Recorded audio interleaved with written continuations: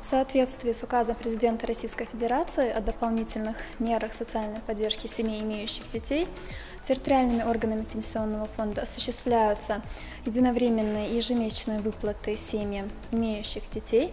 Многие семьи уже реализовали право на получение данных выплат. Те семьи, которые до сих пор не обратили заявление, имеют право это сделать по 30 сентября 2020 года. То есть срок подачи заявления истекает в сентябре месяце. Обращаем внимание всех тех семей, кто не реализовал право на данную выплату. Заявлением о предоставлении единовременной либо ежемесячной выплаты можно обратиться в электронной форме путем подачи заявления через портал государственных услуг. При этом заявление, имея достаточно упрощенную форму, необходимо заполнить сведения, такие как фамилия, имя, отчество заявителя, страховой номер индивидуального лицевого счета заявителя, сведения о детях, по которым имеют право на выплаты, и также указать банковские реквизиты заявителя.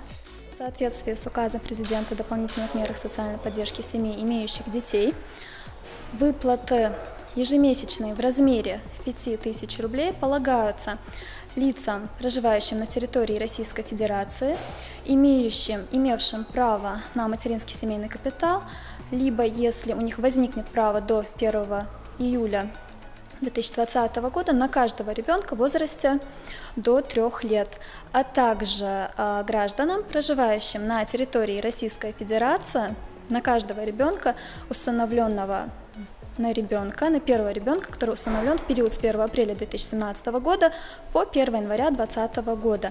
На единовременную выплату в размере 10 тысяч имеют право семьи, проживающие на территории Российской Федерации, имеющие гражданство Российской Федерации, на каждого ребенка в возрасте от 3 до 16 лет, при условии достижения ребенком возраста 16 лет до 1 июля 2020 года, также имеющих гражданство Российской Федерации.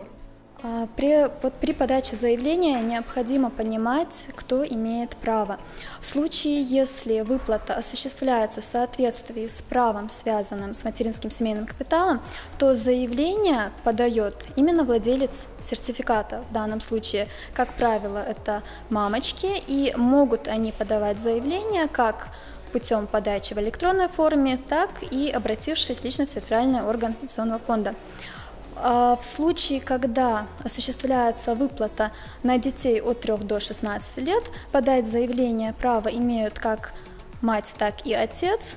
И в этом случае также заявление может быть подано либо электронно, либо путем подачи его в территориальном органе Пенсионного фонда.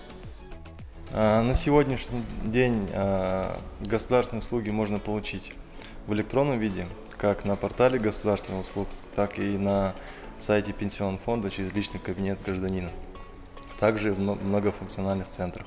Если взять из общего количества, то самое большее по виду обращения – это назначение пенсии, распоряжение средствами маткапитала, выплаты детям, соответственно, указом президента 5 тысяч и 10 тысяч.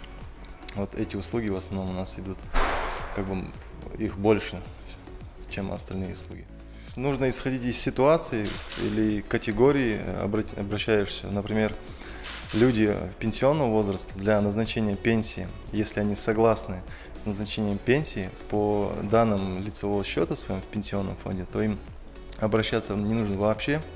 Им всего лишь нужно зарегистрироваться на портале государственных услуг, зайти с помощью учетной записи государственных услуг в личный кабинет застрахованного лица, выбрать услугу назначения пенсии и подать заявление. И никуда обращаться не нужно. Также касается и получателям сертификата. Точно так же они должны зарегистрироваться и подать заявление. Никуда ходить не нужно. Почему люди к ним обращаются? Это от незнания, как пользоваться, как подать заявление. Но у нас в Пенсионном фонде есть организованная работа по телефонному обслуживанию. Также в социальных сетях мы отвечаем на вопросы. Если даже они не могут сами зарегистрироваться, мы их приглашаем и уже регистрируем здесь на месте. То есть абсолютно бесплатно, без каких-либо вложений, они могут прийти, то есть не только в этот пенсионный Да, да. Республиканский, но и по районам, да? Да, да. Есть отделение, прийти и как бы зарегистрироваться. Да. Им помогают зарегистрироваться. Услуги пенсионного фонда, они все бесплатные. Нет никакой услуги, чтобы за это взималась какая-то плата.